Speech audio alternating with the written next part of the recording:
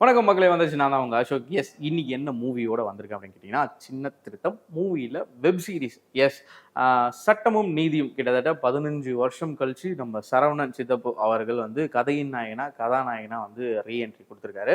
இந்த web சீரிஸோட director Balaji Selvaraj. அந்த இந்த படத்தில் யார் யாரெல்லாம் நடிச்சிருக்காங்க அப்படின்னா, நம்ம சரவணன் சித்தப்பு அவர் நடிச்சிருக்காரு, நம்ரிதா அண்ட் சண்முகம். ஸோ இன்னும் நிறைய பேர் இந்த வெப் சீரிஸில் வந்து பண்ணியிருக்காங்க. இந்த வெப் சீரிஸோட ஸ்டோரி என்ன அப்படின்னு கேட்டிங்க அப்படின்னா, ஸ்டோரியோட ஸ்டார்டிங்லேயே வந்து பார்த்தீங்கன்னா சண்முகம் அப்படின்னு ஒரு கேரக்டர் வந்து என்ன பண்ணுறாங்கன்னா, கோர்ட் வாசலில் வந்து தீக்குளிச்சு இறந்துடுறாங்க. எல்லாருமே சுற்றி சுற்றி பார்க்குறாங்க.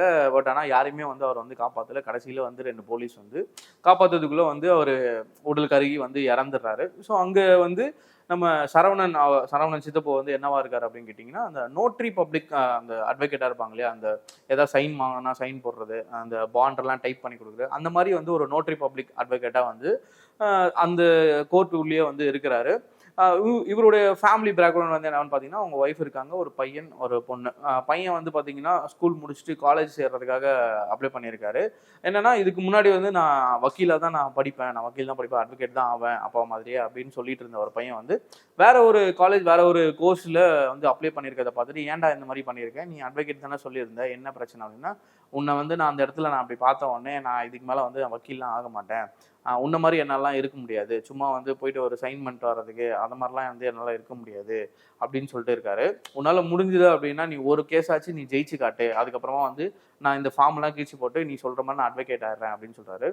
இந்த பக்கம் நம்ம நம்ரிதா வந்து பார்த்தீங்க அப்படின்னா வந்து ஜூனியர் அட்வொகேட்டாக வந்து யாருக்கிட்டாச்சும் போயிட்டு ஜாயின் பண்ணுறதுக்காக நம்ம சரவணன் சார்கிட்ட வந்து ரெக்கமெண்டேஷன் லெட்டர் வாங்கிட்டு உள்ளே போயிட்டு எல்லா வக்கீல்கிட்டையும் கேட்குறாங்க. பட் இவரோட சைன் இருக்கிறதுனால, இவரோட ரெஃபரன்ஸ் இருக்கிறதுனால யாருமே வந்து சேர்த்துக்க மாட்டாங்க. திரும்ப வந்து இவர்கிட்டே கேட்குறாங்க, சார் நான் இவ்வளோ பேர்கிட்ட கேட்குறதுக்கு நான் உங்கள்கிட்டயே வந்து நான் வந்து அசிஸ்டண்ட்டாக ஜாயின் பண்ணிடுறேன், நான் நிறைய அசைன்மெண்ட்ஸ்க்கு நான் வந்து உங்ககிட்ட தான் நான் ரெஃபரன்ஸ் கேட்டிருக்கேன், உங்களுக்கு தெரியாத லூப் ஹோலே இல்லை, ஆனால் உங்கள்கிட்டயே அசிஸ்டண்ட்டாக ஜாயின் பண்ணிக்கிறேன் அப்படின்னு சொல்லவும், இவருக்கு வீட்டில் அவங்க பையன் சொன்னது ஒரு இடத்துல வந்து ஹர்ட் ஆகி சரி ஓகே அப்படின்னு சொல்லிட்டு வந்து பார்த்தீங்கன்னா, இந்த தீக்குளிச்சு இறந்துருப்பார் இல்லையா, அவரது அந்த இறக்குறதுக்கு முன்னாடி இவர்கிட்ட தான் வந்து இந்த மாதிரி எனக்கு டைப் பண்ணி கொடுங்க அப்படின்னு சொல்லியிருப்பாரு. ஆனால் வந்து பக்கத்தில் இருக்கவருக்கு நீ டைப் பண்ணி கொடுத்துட்றா, எனக்கு கொஞ்சம் வேலை இருக்கு அப்படின்னு சொல்லிட்டு சொல்லிடுவாரு.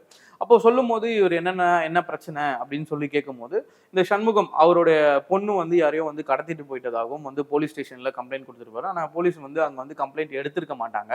ஸோ அதனால என்ன பண்ணுவார் அப்படின்னா, இவர் வந்து டைரெக்டாக கோர்ட்டுக்கே வந்து இந்த மாதிரி மனு போடுறதுக்காக வந்திருப்பாரு. அங்கே ஒரு சில நடந்த விஷயங்கள்னால என்ன பண்ணியிருப்பார் அப்படின்னா, கிருஷ்ணாலூத்தி அவரே வந்து அவர் கொளுத்திக்கிறார். நம்ம சரவணன் சார் வந்து இந்த விஷயத்த வந்து ஒரு பொதுநல வழக்கா போட்டு ஸோ இதை வந்து ஸ்டார்ட் பண்ணாரு. இவர் ஒரு எபிசோட்ஸும் வந்து போக போக வந்து நமக்கு இன்ட்ரெஸ்டிங்காகவே போயிட்டு இருக்குன்னு சொல்லலாம். ஒரு கட்டத்தில் வந்து இவர் யாரு, ஏன்னா எந்த அட்ரஸுமே இருக்காது, இவரை பற்றி எந்த ஃபோட்டோஸ் இருக்காது, எந்த டீட்டெயில்ஸும் இருக்காது. ஒரு விஷயமா வந்து கண்டுபிடிப்பாரு. அந்த லெட்டர் கொடுத்தாங்க இல்லையா, அந்த டைப் பண்ண இடத்துல வந்து என்ன போலீஸ் ஸ்டேஷன் அப்படிங்கிறத மென்ஷன் பண்ணியிருப்பாங்க. அங்கே போயிட்டு அவர் யாருன்னு கேட்க, ஸோ அவர் வந்து அங்கேருந்து ஒரு அட்ரஸ் வந்து கிடைக்குது. ஸோ அந்த அட்ரஸில் வந்து பார்த்தீங்கன்னா, இவர் வந்து ஒரு மனநில காப்பகத்திலேருந்து வந்திருப்பார். கிட்டத்தட்ட ஒரு 20 வருஷமா வந்து மனநலம் சரியா இல்லாமல் இருந்து அதுக்கப்புறமா சரியாகி வெளியில வரும்போது தான் வந்து இந்த மாதிரி ஒரு விஷயம் நம்ம நடந்திருக்கும்.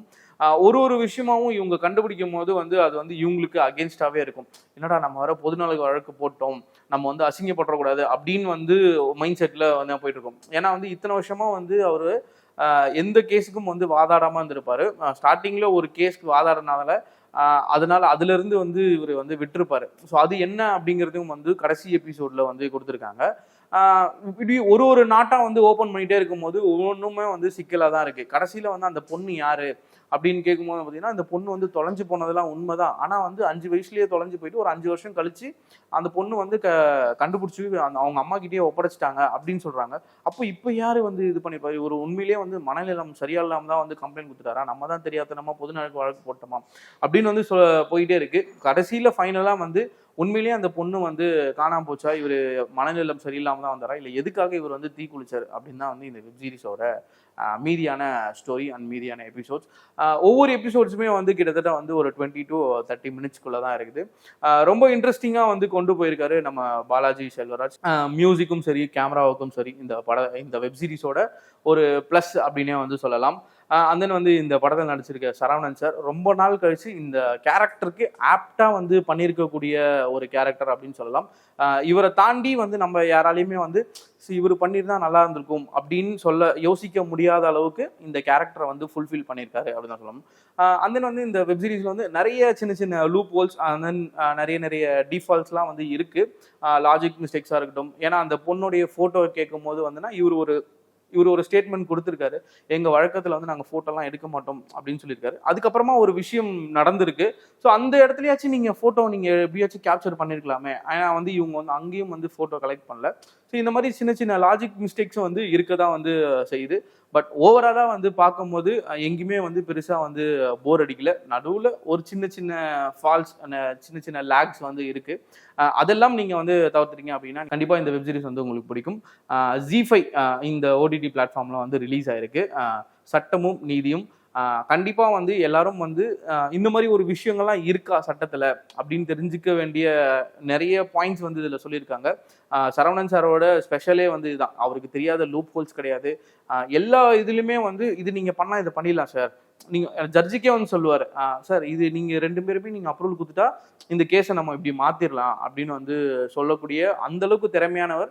ஏன் வந்து இத்தனை நாளா வந்து இத்தனை வருஷமா வந்து அவர் வந்து எந்த கேஸுமே எடுக்காம இருந்திருக்காரு அப்படிங்கிற அந்த போர்ஷனும் வந்து சூப்பரா வந்து ஃபுல்ஃபில் பண்ணியிருக்காங்க.